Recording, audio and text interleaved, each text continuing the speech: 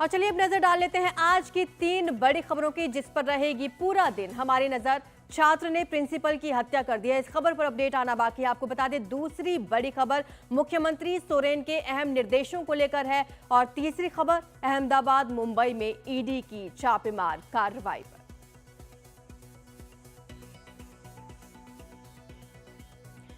हम शुरुआत कर रहे हैं मध्य प्रदेश के छतरपुर से, जहां पर स्कूल के एक छात्र ने प्रिंसिपल की गोली मारकर हत्या कर दी है। इस घटना के बाद 2 छात्रों को पुलिस ने पकड़ा, बाल सुधार गृह भेजा है। इन छात्रों में से एक ने प्रिंसिपल को गोली मारी है, दूसरा वीडियो बना रहा था। हत्या को अंजाम देकर 14 और 16 साल के ये छात्र हैं। दोनों छात्र स्कूटी पर बैठकर फरार हो जाते हैं। हत्या के पीछे का मकसद अब तक साफ नहीं हो पाया है। इन छात्रों ने पहले प्रिंसिपल के वॉशरूम जाने के दौरान पीछा किया और गोली मार दी। गोली की आवाज से स्कूल में हड़कंप मच गया। जब स्टाफ और छात्र मौके पर पहुंचे तो प्रिंसिपल को खून से लथपथ पाया, जिसके बाद पुलिस ने इन छात्रों को पकड़ा है। इनसे पूछताछ की जा रही है। ज्यादा जानकारी के लिए हमारे सहयोगी अनुराग द्वारी जुड़ चुके हैं। अनुराग, कुछ वजह चल पाई पता कि इन छात्रों ने क्यों इस वारदात को अंजाम दिया? आरजू, 2 शायद अलग अलग मामले एक साथ आ गए हैं। दरअसल कल 2 अलग अलग घटनाएं मध्य प्रदेश में हुई। एक रतलाम में हुई है, जहां पर 3 बच्चों को मारने के 2 आरोपियों को गिरफ्तार किया गया था। इसमें एक 16 साल का और एक 14 साल का लड़का था। एक जो मार रहा था, दूसरा वीडियो बना रहा था। दूसरा मामला छतरपुर से आया है सामने, जहां पर एक ही आरोपी है। दरअसल वो आरोपी जिसने अपने प्रिंसिपल को, पहले वो उनके दफ्तर में गया और दफ्तर में जब वो नहीं मिले तो लोगों से पूछा वो कहाँ है। जब पता लगा कि वो टॉयलेट की तरफ गए हैं तो वहाँ गया और पीछे से देसी कट्टे से उनको गोली मार दी और फिर वहां से उनके दफ्तर आकर उनकी स्कूटी की चाबी ली और स्कूटी की चाबी लेकर फरार हो गया। हालांकि कुछ घंटों बाद उत्तर प्रदेश के महोबा से उसे गिरफ्तार कर लिया गया है।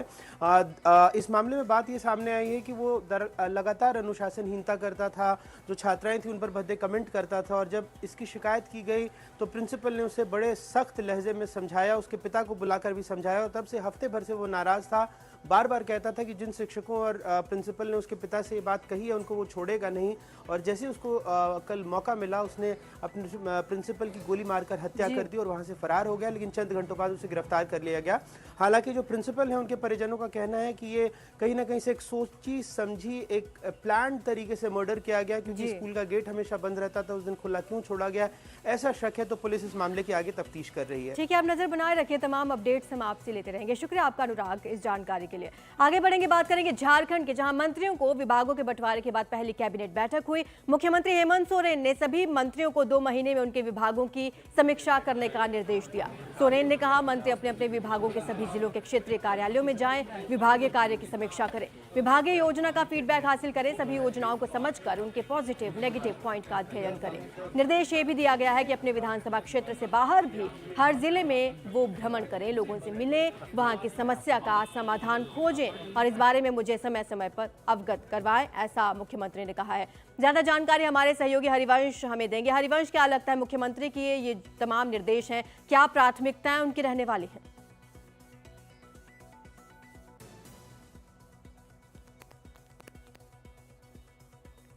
हरिवंश, आप मुझे सुन पा रहे हैं?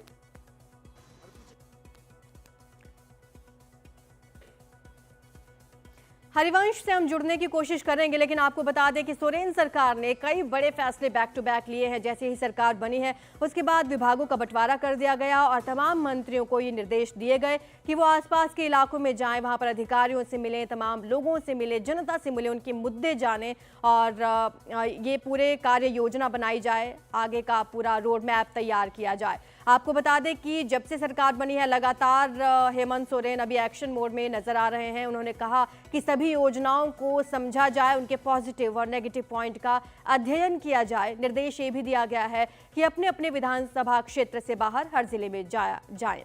हमारे सहयोगी हरिवंश हमें ज्यादा जानकारी देंगे। हरिवंश, क्या लगता है, क्या रोड मैप है सरकार का? देखिए, हेमंत सोरेन के सरकार में जो मंत्री बने हैं उसमें कुछ नए चेहरे हैं और कुछ पुराने चेहरे हैं। कुछ ऐसे चेहरे भी हैं जो पहली बार जो है मंत्री बन के आए हैं। तो ऐसे में हेमंत सोरेन कल अपने कैबिनेट की बैठक में जो सुझाव दिए हैं, अपने एक्सपीरियंस साझा किए हैं। उन्होंने सख्त निर्देश दिए हैं अधिकारियों को और ख़ासकर अपने मंत्रियों को भी कि आप यदि कोई फाइल देखते हैं, कोई काम करते हैं तो पहले उसको पूरी तरह से पढ़े, बिना अध्ययन किए हुए कभी भी आगे ना बढ़े। और अधिकारियों को निर्देश दिया कि जो सरकार की योजनाएं हैं उसको धरातल पे ज़मीन पे कैसे पहुंचाना है उसको आप पहुंचाएं और हमें रिपोर्ट करें। तो कुल मिला के हेमंत सोरेन अपने मंत्रियों को क्षेत्र में भेज के जो ग्रामीण क्षेत्र में जो समस्याएं हैं, जो समस्याएं उनके पास आती है, उनका निपटारा सही तरीके से हो, इसका एक चैन बनाने की कोशिश किया है और इसको लेके सारे मंत्रियों के साथ उन्होंने कल बैठक किया है। अब आगे देखना होगा कि मंत्री जो है इनके और जो अधिकारी हैं वो कितना इसका अमल करते हैं और कितना धरातल पर इसको उतारते हैं। बिल्कुल, शुक्रिया आपका हरिवंश इस तमाम जानकारी के लिए। हम आगे बढ़ेंगे, बात करेंगे ईडी की कार्रवाई की। मुंबई जोन ने अहमदाबाद से लेकर मुंबई में 7 जगह पर छापेमारी की है। आपको बता दें 13.5 करोड़ रुपए की नकदी जब्त की गई है। कुछ ये तस्वीरें सामने आई हैं। छापेमार कार्रवाई के दौरान कैश बरामद किया गया और ना सिर्फ कैश मिला है बल्कि आपको बता दें दस्तावेज भी वहां से बरामद किए गए हैं, कुछ आभूषण वहां से बरामद किए गए हैं। दरअसल ये कार्रवाई मालेगांव के नासिक मर्चेंट कोऑपरेटिव बैंक में हुई कथित धोखाधड़ी और मनी लॉन्ड्रिंग के मामले में ये पूरी कार्रवाई की है। जांच में पता चला है कि एनेमको और बैंक ऑफ महाराष्ट्र में किए गए लेन देन के जरिए 21 अलग अलग संस्थाओं को लाखों रुपए ट्रांसफर किए गए। ये भी पता चला कि कई डमी संस्थाओं के खातों से करोड़ों रुपए की भारी रकम निकाली गई। इसे हवाला ऑपरेटर्स के जरिए अहमदाबाद, मुंबई, सूरत में वितरित किया गया।